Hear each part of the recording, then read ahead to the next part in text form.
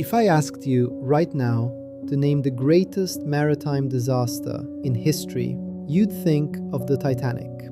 I know, everyone does. We've seen the movies, we've read the books, we've analyzed the wreck. But the Titanic is not the deadliest maritime disaster in history. It's not even close. In January 1945, a ship sank in the Baltic Sea. Over 9,000 people died in a single night. Most of them were women, children, and the elderly. To put that into perspective, imagine the death toll of the Titanic. Now, multiply it by 6. And yet, you've probably never heard of it. Why? Because some tragedies are too inconvenient to remember. Because the story of this ship disappeared from public memory, lost in the chaotic final months of the most brutal war in human history. It's a story that's complicated in ways that still make people uncomfortable today. Tonight, we're talking about the Wilhelm Gustloff and about why the world looked away from 9,000 people for over 60 years.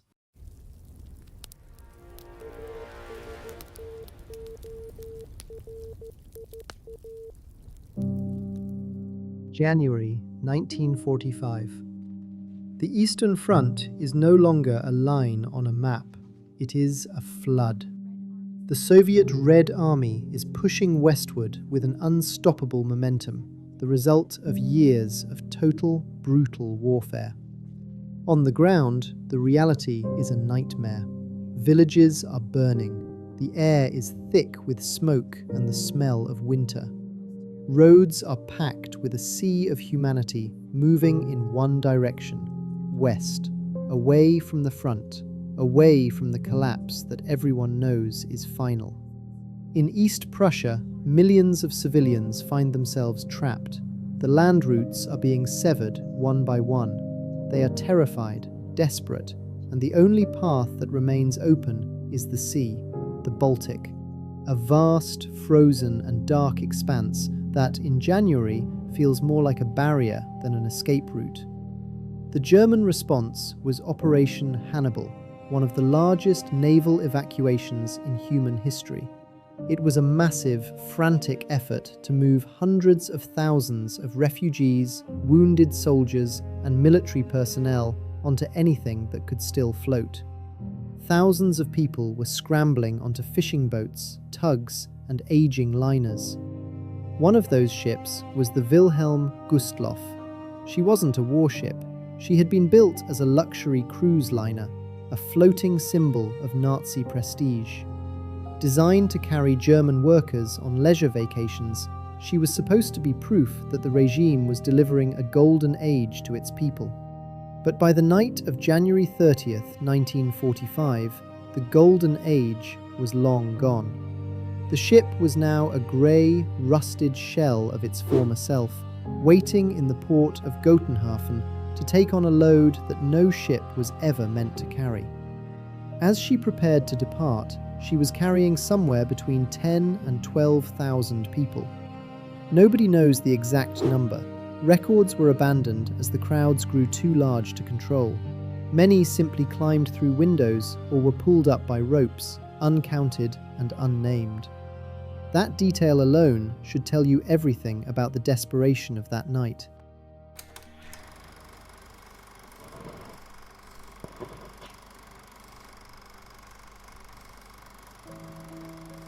To understand what was lost that night, you have to understand what the Wilhelm Gustloff actually represented. Launched in 1937, she was the flagship of the Strength Through Joy program. Hitler himself attended the christening, standing on the podium as the massive hull slid into the water. This wasn't just a ship, it was propaganda you could board and sail on. She had a swimming pool, a theatre, and grand dining halls designed to seat hundreds. Nearly 25,000 tons of steel and luxury, over 200 metres long. She sailed on carefully curated cruises to Norway, to Madeira, her passengers photographed smiling on deck, living the dream the regime had sold them. For a few years, she was the jewel of the fleet. But then the war came, and the Joy ship was stripped of its glamour. For 4 years, she sat moored in Gortenhafen, her luxury fittings replaced by bunk beds, her grand halls converted into dormitories for submarine crews. She hadn't sailed in years. Her engines were temperamental. Her crew was a skeletal mix of aging merchant sailors and inexperienced teenagers who had barely seen the sea. Her safety equipment, lifeboats, rafts, vests, was nowhere near adequate for the thousands now begging to get on board. In January 1945, when the decision was made to use her for the evacuation, the ship was a death trap. She was designed to carry around 1,500 passengers comfortably. On the night of January 30th, they crammed nearly 8 times that number into her gut. I keep thinking about the silence of the ship before she left. Thousands of people packed into every available square inch. Cabins, corridors, the promenade deck, even the empty tiled swimming pool on E deck. They were huddled together in the dark, shivering, exhausted, but believing they were the lucky ones. They believed the sea would save them. They didn't know that they were sitting in a steel coffin, waiting for the lid to be closed.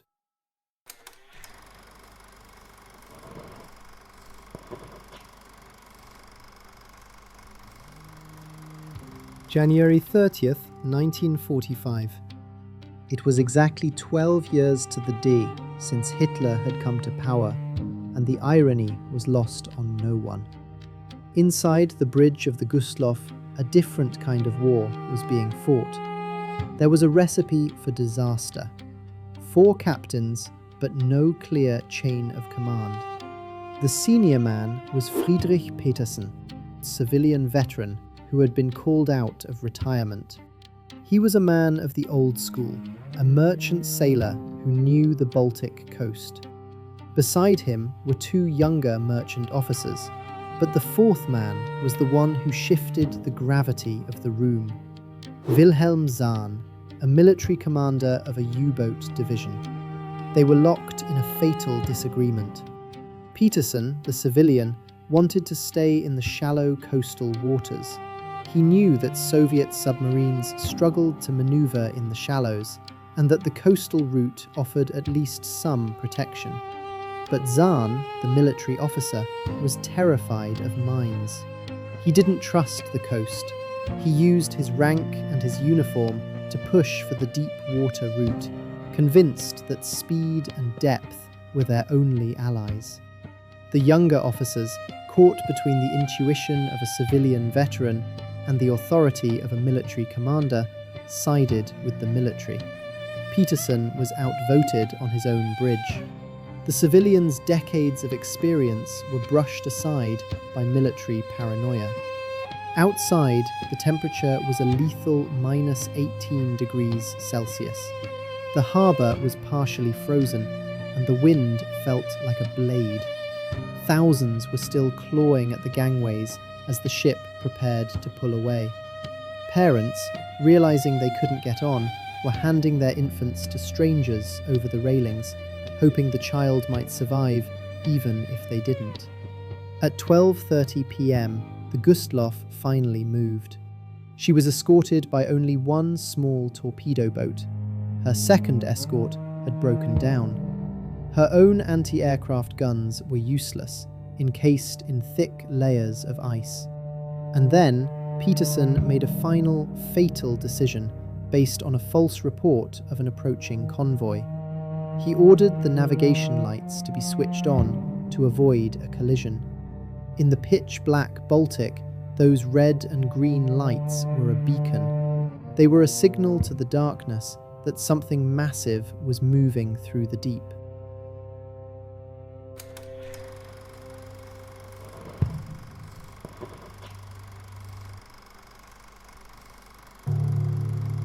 The man watching through the periscope a few miles away didn't see a tragedy.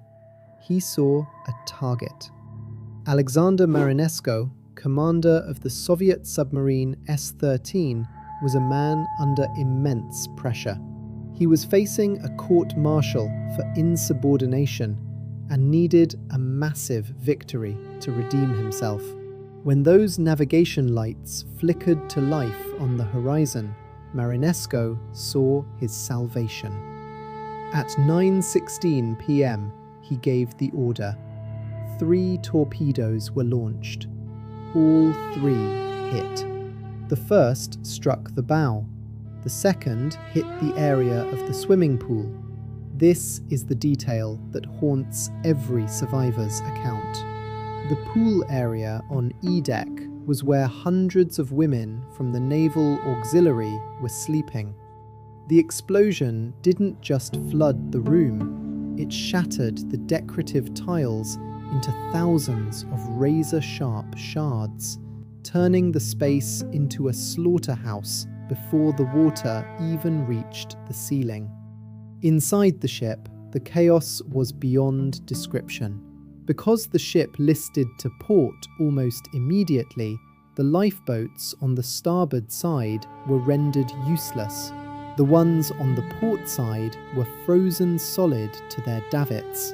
Sailors tried to hack at the ice with axes, their hands freezing to the metal, while thousands of people screamed behind them. The internal pressure of the ship caused the glass windows of the promenade deck to explode outward. People were being crushed in the stairwells, trampled in the dark as the power failed. Over the ship's internal speakers, the last thing many heard was the crackling recording of Hitler's anniversary speech, a ghostly voice promising victory while the freezing Baltic rushed into the cabins. She went down in just 45 minutes. 45 minutes for 9,000 people to realise they weren't going to make it. Survivors spoke of the sound. Not just the metal groaning, but a collective, high-pitched wail that rose from the water and stayed in the air long after the ship had disappeared. In water that was -2 degrees, the human heart stops almost instantly. For most, the end was quick. For the rest, it was a terrifying struggle in a black, frozen void.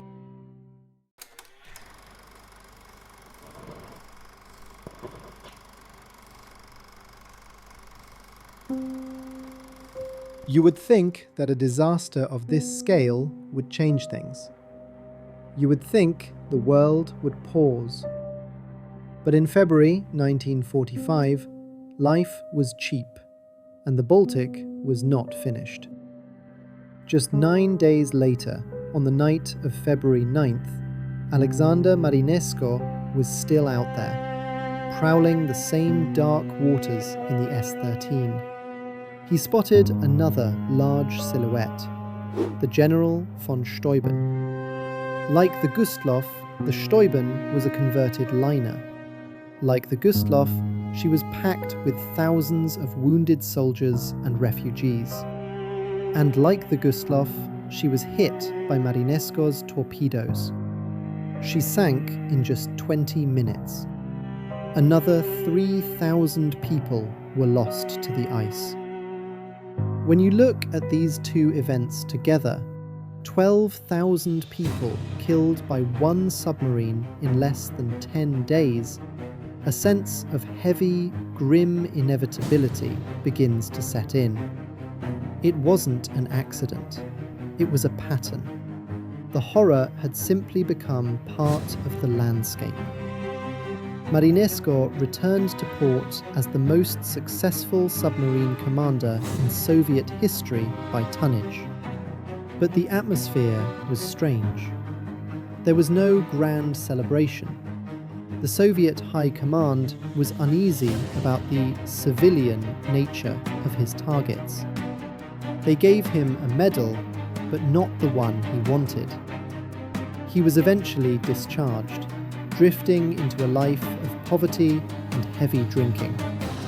He died in 1963, decades before he was finally named a Hero of the Soviet Union posthumously. There is a profound silence in this part of the story.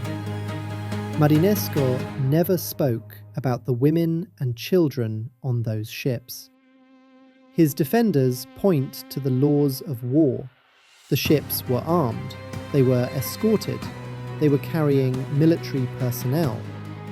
Legally, he was right. Emotionally, the gap between legal and right is where this story refuses to let you rest.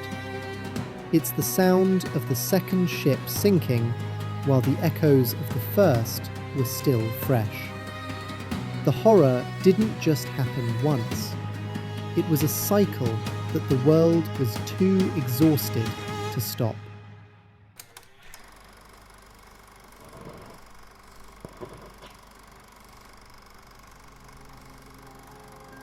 Out of the 10,000 people on the Gustloff, only about 1,200 were saved. Among them was an infant, found hours later on a lifeboat, wrapped in a heavy coat and tucked between the frozen bodies of adults. He was a small, fragile miracle in a night of total darkness. But for every miracle, there were thousands of stories that simply ended in the cold. For decades, the survivors didn't speak. Germany after the war was a country struggling to account for its own crimes, for the Holocaust, and for a scale of guilt that had no precedent. In that environment, mourning German civilians felt like a betrayal. It felt like asking for sympathy when the world was still reeling from the horrors the Nazi regime had unleashed. So, the families stayed quiet. The children who survived grew up and kept their nightmares to themselves. The tragedy simply faded into silence. It wasn't until the 21st century that the story truly returned to public consciousness.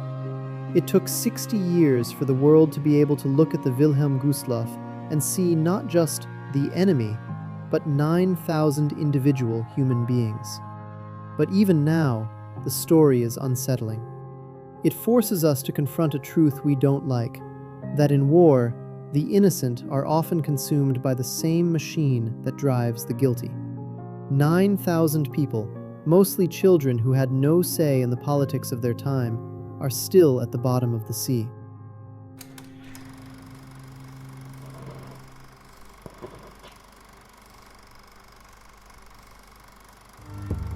The wreck of the Wilhelm Gustloff lies 44 meters down off the coast of Poland. It has been declared a war grave. It is illegal to dive there, and for good reason. The hull is not just a ruin of steel, it is a tomb. The people inside were never recovered. They are still there, preserved by the cold and the silence of the deep. We remember the Titanic because it was a story of class, of hubris, and of a world at peace being shattered by a single iceberg. The Wilhelm Gustloff is harder to remember.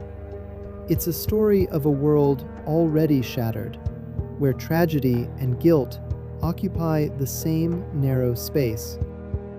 The Titanic has the movies. The Wilhelm Gustloff only has the silence of the Baltic. And perhaps, considering the weight of what happened that night, that's exactly how history prefers it. The Baltic kept everything else.